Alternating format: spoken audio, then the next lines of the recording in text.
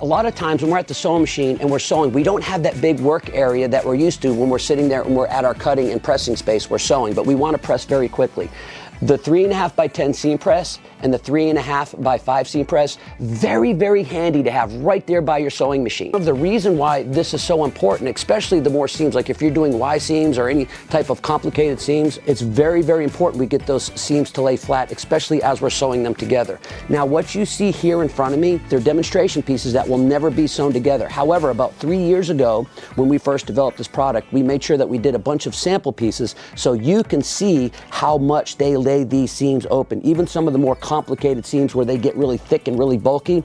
So as you can see here, there's a bunch of demonstration pieces, if you get a close-up, especially with the Y seam, to get those seams to lay perfectly flat. If you're using some of that sizing where that fabric wants to bubble up and get wavy, what it does is the block presses and the seam press, once you apply down pressure and you put it on the sewn part, it will take those seams and lay them perfectly flat. And because the amount of heat that it retains, it stays flat for the duration. As you can see, these are 3 years old right here. So this is something that's really, really important. It's underrated, but it's one of the most important things that you have to deal with when you're sewing things together. We've had pieces that are demonstration pieces that we will never sew together that we've had pressed for 3 years, and those seams look today like the day that I pressed it. A lot of times, you press, you come back, those seams are already wanting to start closing up.